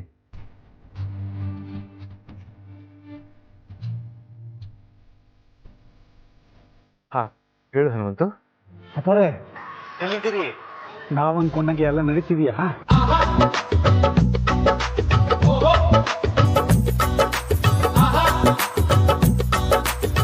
ಆದರೆ ಆದಿತ್ಯನ ಡ್ರೈವರ್ ಯೂನಿಫಾರ್ಮಲ್ಲಿ ನೋಡೋಕ್ಕೆ ತುಂಬಾನೇ ಸಂಕಟ ಆಗ್ತಾ ಇದೆ.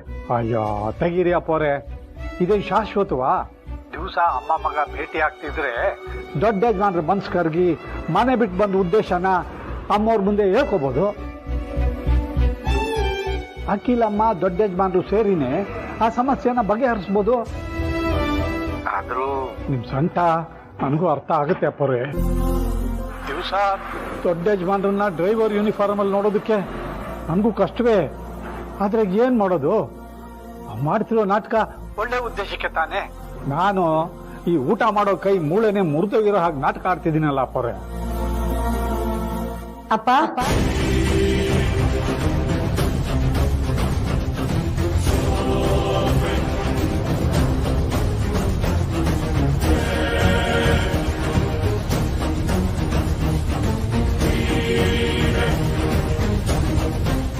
ಅಯ್ಯೋ, ನಾನು ಅಪ್ಪವ್ರ ಜೊತೆ ಫೋನ್ನಲ್ಲಿ ಮಾತಾಡಿದ್ದೆಲ್ಲ ಈ ಪಾಡು ಕೇಳಿಸ್ಕೊಂಡ್ಬಿಟ್ಲಾ? ಈಗ ಬಂದು ಯಾಕೆ ಏನು ಅಂತ ಕೇಳಿದ್ರೆ ಏನಪ್ಪ ಹೇಳೋದು?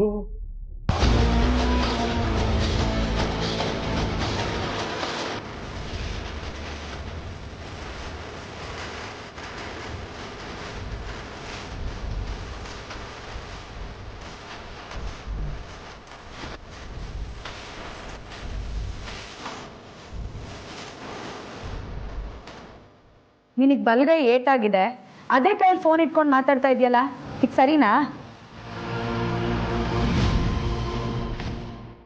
ನಿಮ್ಮ ಅಳಿಯಂಗೆ ಗೊತ್ತಾದ್ರೆ ನನ್ನನ್ನು ಬೈತಾರಷ್ಟೇ.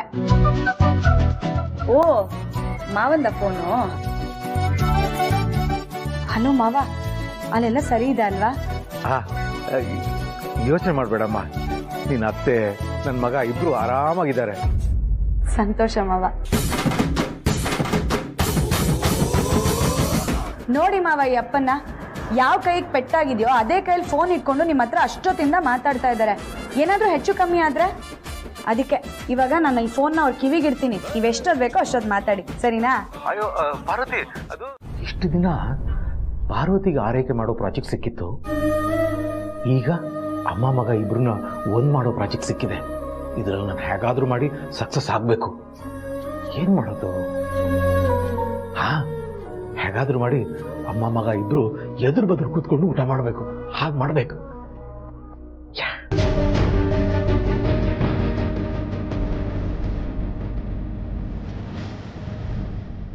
Raghu, we have bagged the big contract.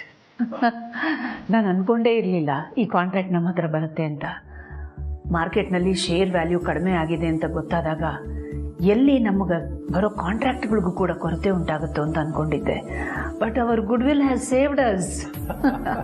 Congrats Akhila. ಈ ವಯಸ್ಸಲ್ಲೂ ನಿನ್ನ ಉತ್ಸಾಹ, ವ್ಯಾವಹಾರಿಕ ಚಾತುರ್ಯ ಮೆಚ್ಚಲೇಬೇಕಾದ್ದು. So good, so nice. Lunch time ಆಯ್ತಲ್ಲ, ಮನೆಯಿಂದ ಇನ್ನೂ ಊಟ ಬಂದಿಲ್ವಾ? ಎಕ್ಸ್ಕ್ಯೂಸ್ ಮೀ ಮ್ಯಾಮ್, ಅರ್ಸನ್ಕೋಟೆಯಿಂದ ಊಟ ಬಂದಿದೆ. ಆದಿತ್ಯ, ನೀನು ನಮ್ಮ ಜೊತೆಲಿ ಊಟ ಮಾಡ್ಬೋದಲ್ಲ?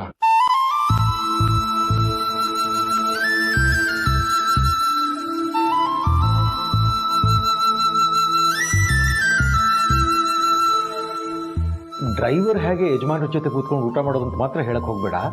ಯಾಕಂದ್ರೆ ನೀನು ಒಂದು ಕಾಲದಲ್ಲಿ ಈ ಕಂಪನಿಗೆ CEO ಆಗಿದ್ದವನು.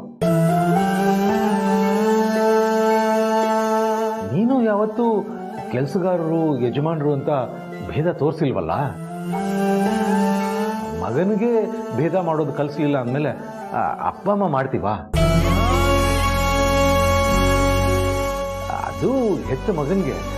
ಬಾ.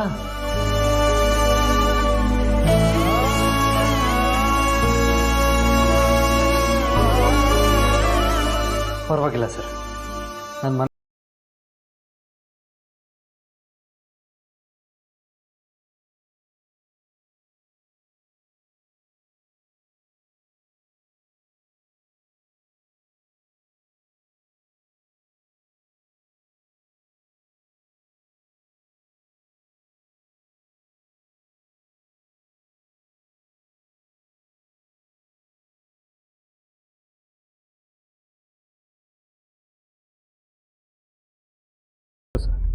ಆದರೆ ಪರವಾಗಿಲ್ಲ, ಅದೇನು ಅಂತ ಹೇಳಿ. ಸರ್, ನೀವು CEO ಆಗಿದ್ದಾಗ ಯಾರೋ ಒಬ್ಬ ಡ್ರೈವರು ಮಧ್ಯಾಹ್ನ ಊಟ ಇಲ್ಲದೆ ಹತ್ಕೊಂಡಿದ್ದ, 45 ರೂಪಾಯಿ ಖರ್ಚಾಗುತ್ತೆ ಹೋಟ್ಲಲ್ಲಿ ಅಂತ. ಅವಾಗ ನೀವೊಂದು ಪಾಲಿಸಿ ತಂದ್ರಿ, ಎಲ್ಲ ಡ್ರೈವರ್ಗೂ 200 ರೂಪಾಯಿ ಊಟಕ್ಕೆ ಕೊಡಬೇಕು ಅಂತ. ಆದರೆ ನೀವೇ ಈಗ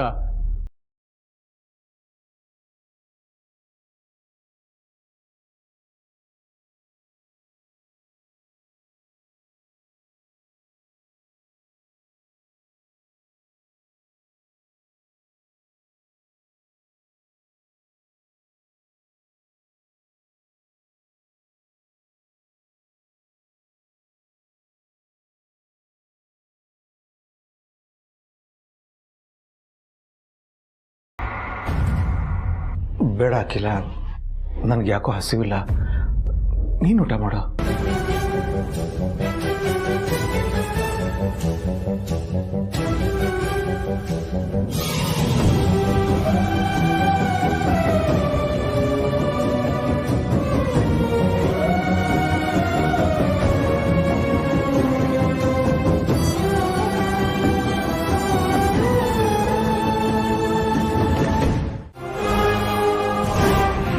ಉಸಿರಿರೋವರೆಗೂ ಈ ಮನೆ ಹೊಸಲು ತುಳಿಬಾರ್ದು. ಒಂದು ವೇಳೆ ನನ್ನ ಮಾತನ್ನು ಮೀರಿ ಬಂದ್ರೆ ಆ ಕ್ಷಣನೇ ನನ್ನ ಉಸಿರು ನಿಂತು ಹೋಗುತ್ತೆ.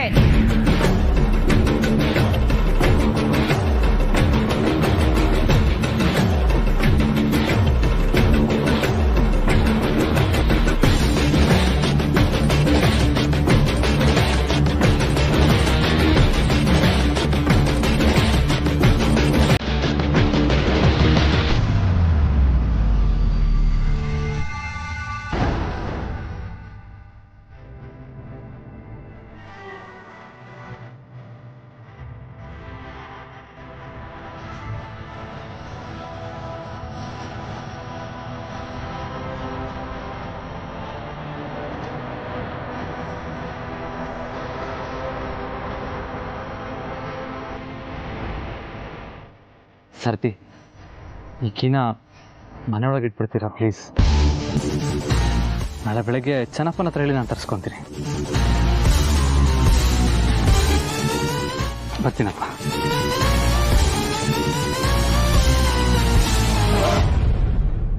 ಯಜಮಾನ್ರು ಬರ್ತಿದ್ದ ಹಾಗೆ ಯಾವ ವಿಷಯನೂ ಕಿತ್ಕೋದ್ ಬೇಡ.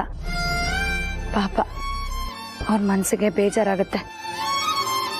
ಏನೂ ಗೊತ್ತೇ ಇಲ್ಲ ಅನ್ನೋ ಥರ ಸುಮ್ಮನಿದ್ಬಿಡೋಣ.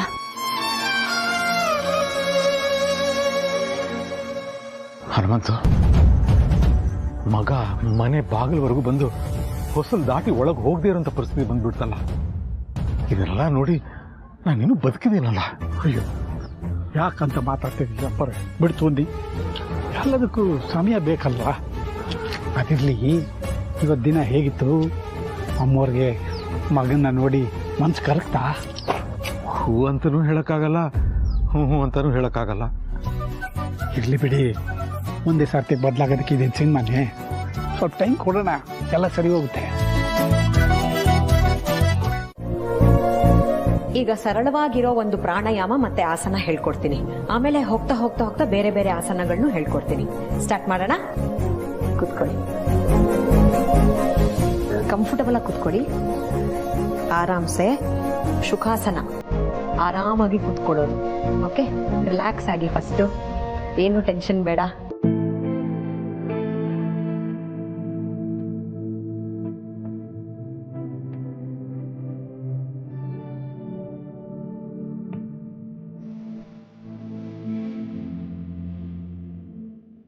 ಅಲ್ಲ, ನಮ್ಮ ಜನನಿಗೆ ಯೋಗ ಟೀಚರ್ ಬಂದು ಪ್ರೆಗ್ನೆನ್ಸಿ ಯೋಗ ಹೇಳ್ಕೊಡ್ತಿದ್ದಾರೆ. ನಮ್ಮ ಪಾರ್ವತಿಗೂ ಯೋಗ ಹೇಳ್ಕೊಡೋರು ಬೇಕಲ್ಲ. ಯಾರಾದರೂ ಯೋಗ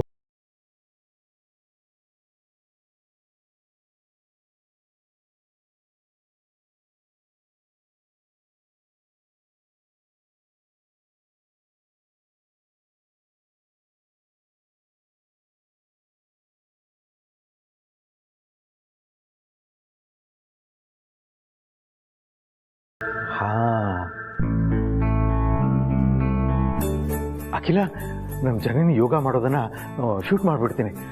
ಒಳ್ಳೆ ಮೆಮೊರಿ ಆಗುತ್ತೆ. ಮತ್ತೆ ಪ್ರೀತಿಗೂ ಕಳಿಸ್ಬೋದು, ಅವನು ನೋಡಿ ಖುಷಿ ಪಡ್ತಾನೆ ಅಲ್ವಾ?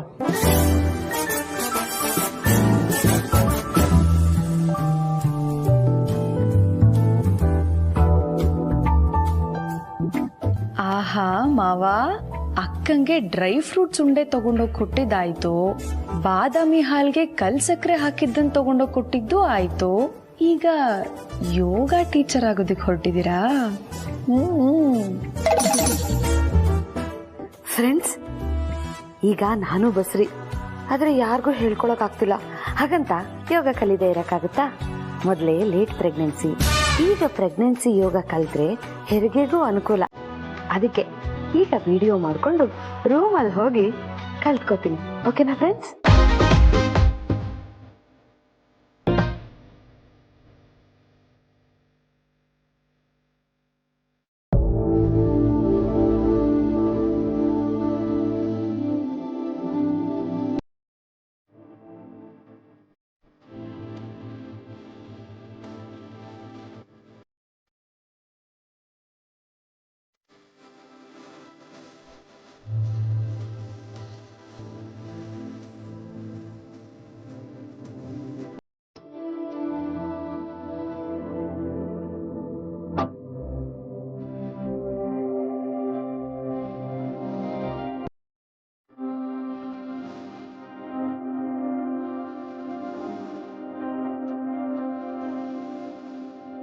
ಓಕೆ, ನೆಕ್ಸ್ಟ್ ಈಗ ಬ್ರೀದಿಂಗ್ ಎಕ್ಸಸೈಸ್ ಆಯಿತು.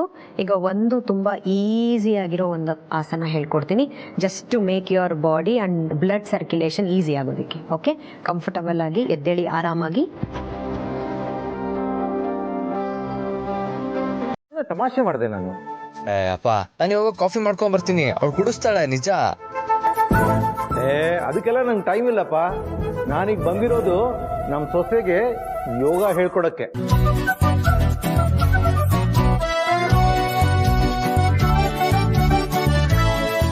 ಬಸ್ರೀರ್ಗೆ ಯೋಗ ಹೇಳ್ಕೊಡೋದು ಅಷ್ಟು ಸುಲಭ ಅಂತ ಅನ್ಕೊಂಡಿದ್ದೀರಾ? ಯಾವ ಆಸನ ಮಾಡಬೇಕು, ಯಾವ ಆಸನ ಮಾಡಬಾರ್ದು ಅಂತ ಎಕ್ಸ್ಪರ್ಟ್ ಯೋಗ ಟೀಚರ್ಗೆ ಅಷ್ಟೇ ಗೊತ್ತಿರುತ್ತೆ. ಅಂತ ಯೋಗ ಎಕ್ಸ್ಪರ್ಟ್ ಒಬ್ರು ಜನನಿಗೆ ಹೇಳ್ಕೊಡಕ್ ಬರ್ತಿದ್ದಾರೆ. ಅವ್ರು ಮಾಡಿದಾಗ ಅದನ್ನ ಶೂಟ್ ಮಾಡಿ 10 ಸಲ ನೋಡಿ ನೋಡಿ ನಾನು ಕಲ್ತಿದ್ದೀನಿ. ಡೋಂಟ್ ವರಿ, ನಿನಗೆ ನಿನ್ನ ಹೆಂಡತಿ ಮೇಲೆ ಮಗು ಮೇಲೆ ಎಷ್ಟು ಕಾಳಜಿ ಇದೆಯೋ ನನಗೆ ಅದರ 10ರಷ್ಟು ಕಾಳಜಿ ನನ್ನ ಸೊಸೆ ಮೊಮ್ಮಗು ಮೇಲಿದೆ. ಡೋಂಟ್ ವರಿ, ಪಕ್ಕಕ್ಕೆ ಬಾ. Come come come.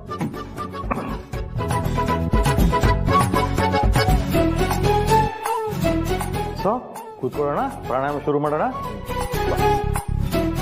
ಆರಾಮಾಗಿ ಕೂತ್ಕೋ, ಪದ್ಮಾಸನದಲ್ಲೇ ಕೂತ್ಕೋಬೇಕು ಅಂತೇನಿಲ್ಲ. ಸುಖಾಸನ ಕೂತ್ಕೋಬಹುದು ನಿಮ್ಗೆ ಹೇಗೆ ಕಂಫರ್ಟಬಲ್.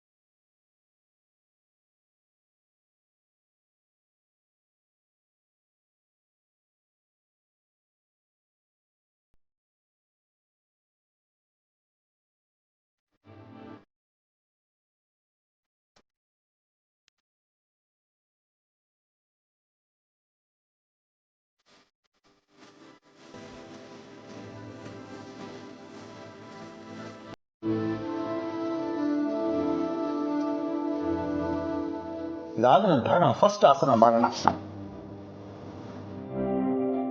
ಇದಕ್ಕೆ ತಾಡಾಸನ ಅಂತಾರೆ.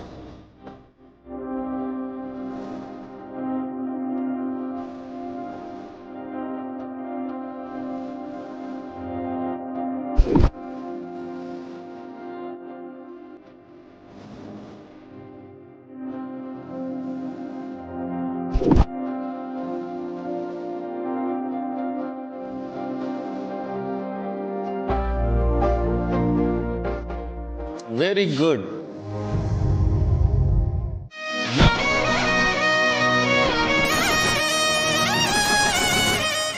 ಹಾ ದಾಮಿನಿ ಮೇಡಮ್, ಏನೋ ಹುಡುಕ್ತಾ ಇದ್ದೀರಾ? ನನ್ ಗಂಡ ಮೋಹನ್ ಕಳ್ದಿದ್ದಾರೆ, ಅವ್ರನ್ನೇ ಹುಡುಕ್ತಾ ಇದೀನಿ. ಹುಡುಕೊಡ್ತೀಯಾ? ಮೇಡಮ್ ಹಿಂಗೋಗಿ ಹುಡುಕೊಂಡ್ ಬರ್ತೀನಿ. Mohan sir, Mohan sir. ಇವನೊಬ್ಬ ಎಲ್ ಕಟ್ಬಿದ್ನೋ ನನ್ಗೆ.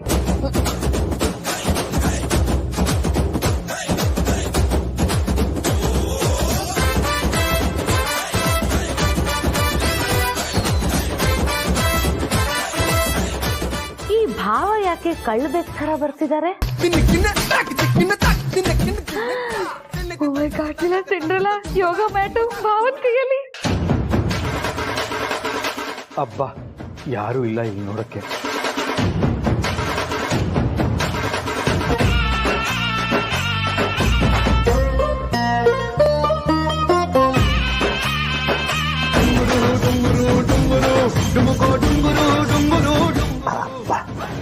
ಇಲ್ಲಿಗೆ ಇನ್ನೊಂದು ಪ್ರಾಜೆಕ್ಟ್ ಕಂಪ್ಲೀಟ್ ಆಯ್ತು.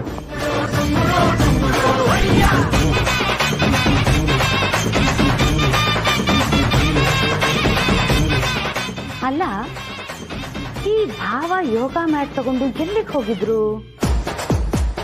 ಪ್ರಾಜೆಕ್ಟ್ ಕಂಪ್ಲೀಟ್ ಆಯ್ತು ಅಂತ ಹೇಳಿದ್ರು. ಈ ಯೋಗ ಮ್ಯಾಟ್ ತಗೊಂಡು ಯಾವ ಪ್ರಾಜೆಕ್ಟ್ ಮಾಡಕ್ ಹೋಗಿದ್ರು? ಈ ಡೌಟ್ಗಳಿಗೆಲ್ಲ ನಾನು ಆಮೇಲೆ ಉತ್ತರನ ಹುಡುಕೋತೀನಿ. ಈಗ ನಾನು ಜನನಿ ಥರ ಬಸ್ರಿ, ಅವಳ ಥರನೇ ನಾನು ಪ್ರೆಗ್ನೆನ್ಸಿ ಯೋಗ ಮಾಡಬೇಕು. ನನಗೂ ಒಂದು ಜೀವ ಹೋಯ್ತಲ್ಲ ಅಂತ ಪಾಪ ಅಂತ ಅನಿಸ್ತು. ಆದರೆ ನಮ್ಮ ಫ್ಯಾಮಿಲಿ ಎನಿಮಿ ಚಾಪ್ಟರ್ ಕ್ಲೋಸ್ ಆಯ್ತಲ್ಲ ಅಂತ ರಿಲ್ಯಾಕ್ಸ್ ಆಗೋ ಥರ ಮಾತಾಡಿದೆ ಅಷ್ಟೇ. ಈಗ ನನ್ನ ಪ್ರಾಬ್ಲಮ್ಮು ಅಲ್ಲ, ಐ ಮೀನ್ ಅರಸನಕೋಟೆಗೆ ದೊಡ್ಡ ಪ್ರಾಬ್ಲಮ್ ಆಗಿದ್ದ ಅರುಂಧತಿ ಕಾಟ ಇನ್ನಿರಲ್ವಲ್ಲ, ಅಷ್ಟು ಸಾಕು.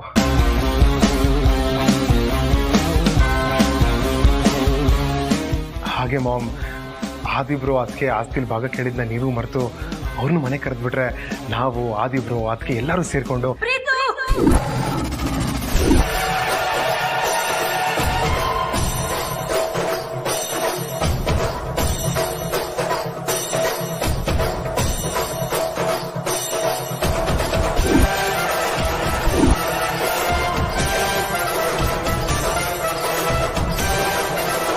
ಕೆಲವ್ರ ಹೆಸರನ್ನ ಈ ಮನೆಯಲ್ಲಿ ಎತ್ತಿದ್ರೆ ನನಗಿಷ್ಟ ಆಗಲ್ಲ ಅಂತ ನಿನಗೂ ಗೊತ್ತು ತಾನೇ? ಬಟ್ ಮಾಮ್, ಏನಂದ್ರೆ ಪ್ರೀತು, ಈಗ ನೀನು ಜನನಿ ಬಗ್ಗೆ, ಅವಳು ಹೊಟ್ಟೆಲ್ ಬೆಳೀತಾ ಇರೋ ನಮ್ಮ ವಂಶದ ಕುಡಿ ಬಗ್ಗೆ, ನಿನ್ನ ಆರೋಗ್ಯದ ಬಗ್ಗೆ ಮಾತ್ರ ಕಾಳಜಿ ವಹಿಸಿದ್ರೆ ಸಾಕು. ಇನ್ಯಾವುದ್ರ ಬಗ್ಗೆನೂ ತಲೆ ಕೆಡಿಸ್ಕೊಳ್ಳೋದು ಬೇಡ. ತುಂಬಾ ದಿನ ಆಗಿದೆ. ಜನನಿಗೂ ನಿನ್ನ